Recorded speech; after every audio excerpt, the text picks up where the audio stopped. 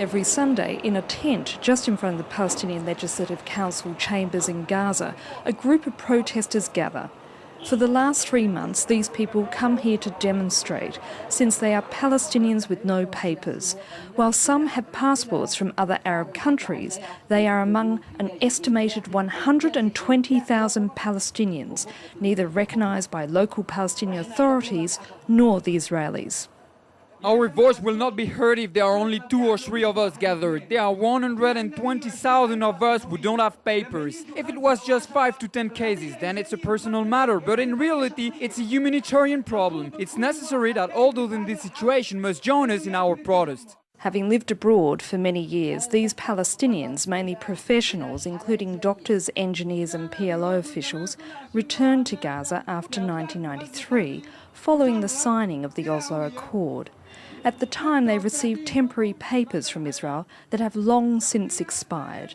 Having chosen to stay and with no valid permits, they cannot leave this narrow strip of land. I'm suffering from cancer and underwent a lot of operations. I've also had chemotherapy.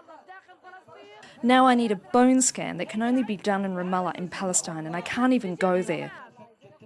We're in a prison with just one door and we're forbidden to walk out that door. We're simply calling for a permit or a Palestinian passport that will allow us to leave and return.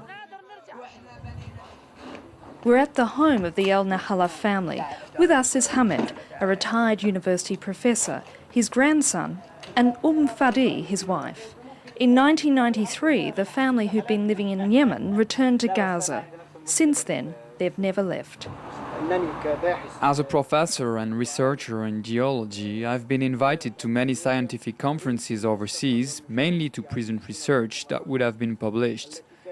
But with no papers, I couldn't travel and therefore was unable to participate in these conferences. As for Fadi, she has a simple wish to fulfill the obligation of every Muslim.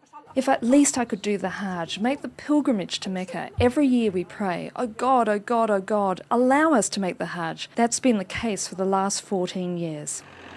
Recently, the Palestinian Authority issued 3,000 new identity cards, but all went to people living in the West Bank, and none were granted to Gaza residents who feel they've been forgotten.